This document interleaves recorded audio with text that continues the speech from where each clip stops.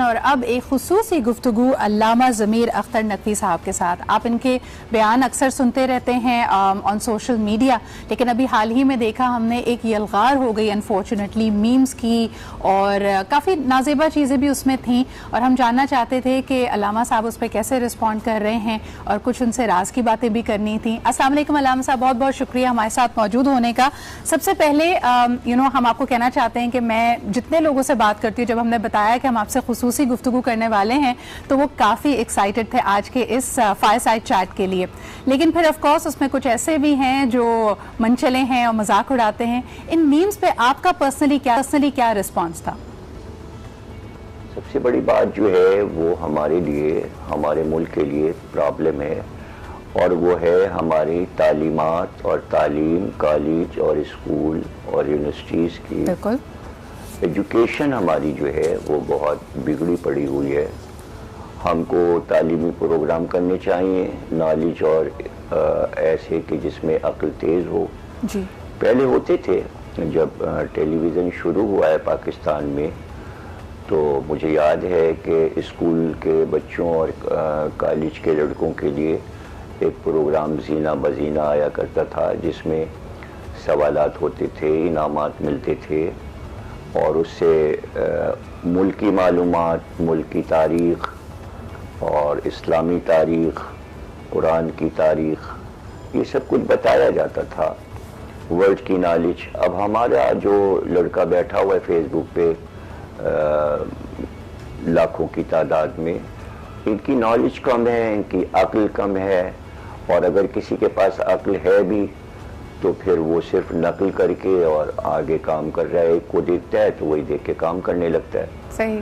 تو ہمیں ضرورت یہ ہے کہ جو سمجھدار لوگ ہیں، جو پڑھے لکھے لوگ ہیں، جو یہ سمجھتے ہیں کہ نوجوان نسل کو کیسے گائیڈ کیا جائے، تو ان کو گائیڈ کریں اور ان کو بتائیں کہ کرنے والے کام کتنے بہت سے ہیں اور ان کو کس طرح کیا جا سکتا ہے. اس میں شہرت بھی کمائی جا سکتی ہے اور پیسے بھی بنتے ہیں. بالکل.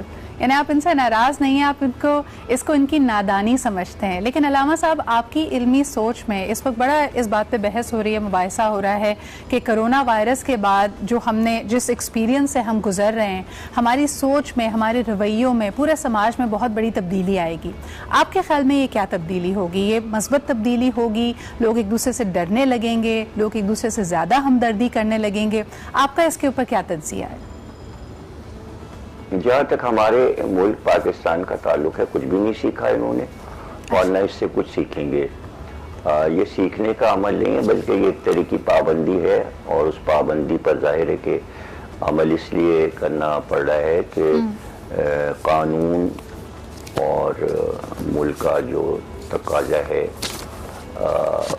تحفظ جو بتایا جا رہا ہے، تو اس میں ڈرا بھی دیا گیا، تو لوگ ڈر بھی رہے ہیں، تو ڈر کر بھی گھروں میں بیٹھے ہوئے ہیں.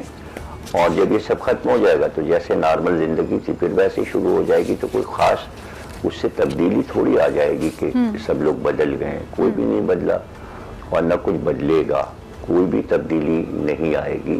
اس سے بس یہ کہ اس نسل نے ایک ایسا بھی بحران دیکھ لیا، اور ان کے لیے ایک یادگار ہو جائے گا. بیان کیا کریں گے جب یہ بڈھے ہو جائیں گے، یہ لڑکے جو آج کل بیٹھے ہیں، جب یہ 80-90 کے ہو جائیں گے تو اگر زندہ رہے تو یہ اپنے لڑکوں کو بتایا کریں گے کہ ایسا ایک بحران آیا تھا. مجھے یہ بتائیے گا علامہ صاحب کہ جب ہم بات کرتے ہیں اس وائرس کی، اس کے حوالے سے لوگوں کی الگ الگ رائے ہے.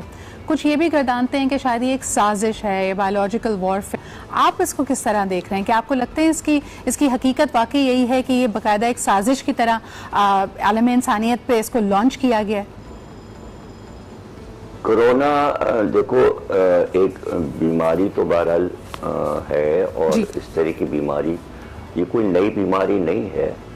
یہ بیماری موجود تھی اور پہلے اس کا کچھ اور نام تھا، اب ظاہر اس کا نام کرونا رکھ دیا ہے. اور اس کی بہت سی شاخیں ہیں، خود ہی بتا رہے ہیں وہ لوگ کہ مختلف قسم کی یہ چیزیں ہیں. فلو بولتے تھے، انفلوئنزا ہے، بخار ہے، ملیریا ہے، یہ تمام چیزیں تھیں. اب اس میں ظاہر ہے کہ سانس کا پھولنا جو ہے یہ ایک دمہ کی قسم ہے، یہ پہلے بھی موجود تھی. نزلہ ہوتا تھا، خشک نزلہ ایک ہوتا ہے، ایک تر نزلہ ہوتا ہے، ایک بہتا نزلہ ہوتا ہے، ایک بالکل دماغ میں جو ہے درد ہو رہا ہوتا ہے، سر میں سر پھٹ رہا ہوتا ہے، یہ بھی ہے، سانس بھی بند ہوتی ہے، سانس تیز چلنے لگتی ہے. یہ تمام چیزیں پرانے آثار ہیں، یہ کوئی نئی چیز نہیں ہے. اب اس کو انہوں نے بہت ہی خوفناک سا بنا کے ڈرانے کی کوشش کر رہے ہیں. اور پہلے بھی تو کیا پہلے نہیں لوگ مرتے تھے؟ ایسی اذیتناک بیماریاں پہلے بھی موجود تھیں، ہر ملک میں موتیں ہوتی ہیں. تو ایک چیز جو میرے سمجھ میں نہیں آ رہی کہ اگر کورونا سے مرنے والوں کی تعداد بتائی جا رہی ہے تو جو روزمرہ دنیا میں موتیں ہوتی تھیں اس کی تعداد کیوں نہیں بتائی جا رہی؟ علامہ صاحب کیا کہیں گے؟ مشورہ لوگوں کو بار بار دیا جا رہا ہے کہ وہ احتیاطی حفاظتی تدابیر کو اپنائیں، آپ لوگوں کو کیا مشورہ دیں گے؟ بہرحال ایک حقیقت ہے، بہت سارے لوگ اس وقت سینکڑوں لوگ ہسپتالوں میں ہیں، لاکھوں لوگ بلکہ پوری دنیا کو اگر دیکھا جائے تو ان کو آپ کیا مشورہ دیں گے؟ کس طرح وہ احتیاط کر سکتے ہیں اس وقت؟ حفظان صحت کے لیے جو اصول حفظان صحت کے ہیں وہ تو وہی تو بیان کر رہے ہیں. تو اگر اس میں عمل کر لیا جائے تو میں تو سمجھتا ہوں کہ کوئی اس میں بری بات نہیں ہے اور کوئی غصے کی بات نہیں ہے، بلکہ اس کو کریں. اور ایسے بھی ہمارے یہاں تو اسلام کا اصول ہی ہے کہ صفائی نصف ایمان ہے. تو صفائی کا حکم تو ہمارے پیغمبر نے دیا ہی ہے، پاک رہنے کا، طاہر رہنے کا، صاف ستھرے لباس میں رہنا، منہ ہاتھ دھونا، یہ ساری چیزیں تو اسلامی ہیں. تو اگر اب اس کو وہ بار بار کہہ رہے ہیں تو شدت کے ساتھ کرنا چاہیے.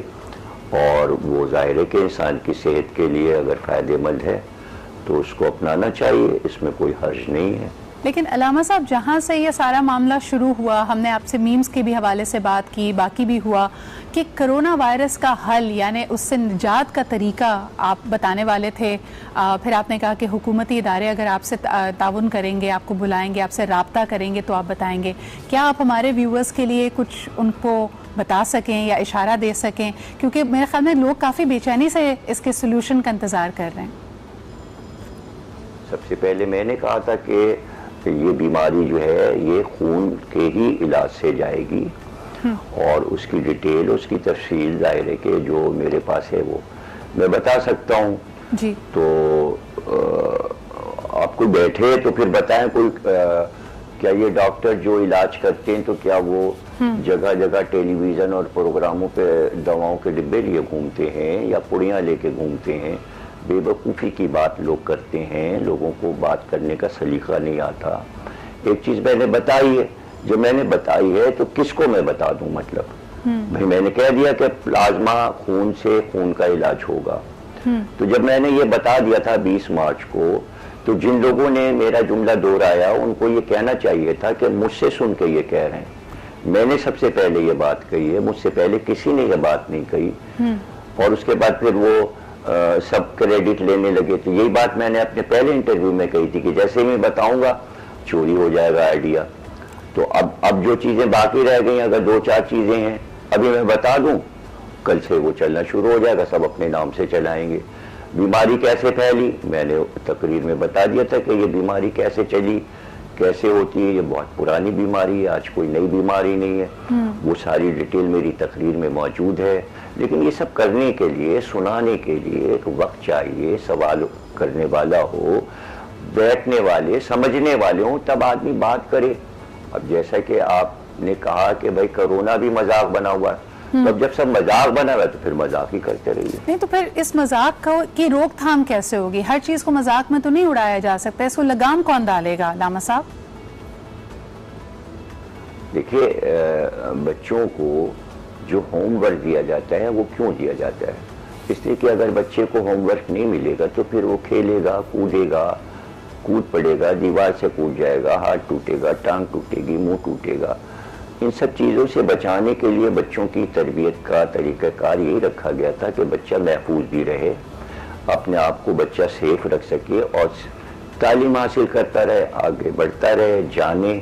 انسان کا مقصد ہی علم حاصل کرنا ہے.